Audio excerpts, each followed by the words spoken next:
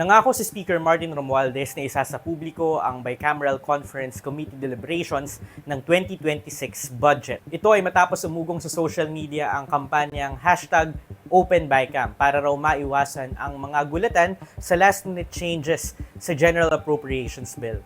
We will open the Bicameral Conference to civil society observers.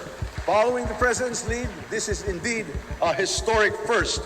Sa sona ni Pangulong Marcos, sinabi niya sa legislatura na hindi niya pipirmahan ang budget proposal na hindi align sa mga programa ng administrasyon. I am willing to do this even if we end up with a reenacted budget. Matatanda ang naging magulo ang pagpasa ng 2025 budget. Halos 200 billion pesos ang vinito ni Pangulo noong Disyembre. Nagkakontrobersiya rin sa pagtapyas ng pondo sa DepEd at PhilHealth at ang paglalaan ng bilyon-bilyong budget sa ayuda program na akap ng Kamara. Binatikos din ang mga blanco sa Bicameral Conference Committee report na naglalaman ng mga amyenda sa budget.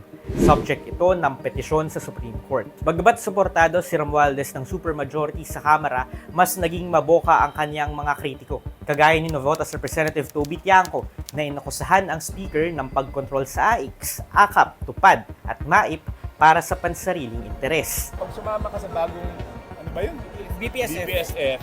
Pag sumama ka doon, meron kang 7 million AIX, 7 million MAIP, 7 million TUPAD yata. Ganun. O di ba post-enactment na naman yun, di ba? Yan yung tinatawag na pork barrel.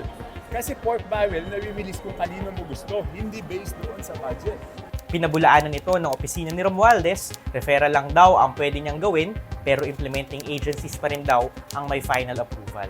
For more stories, visit the Rappler website and download the Rappler Communities app.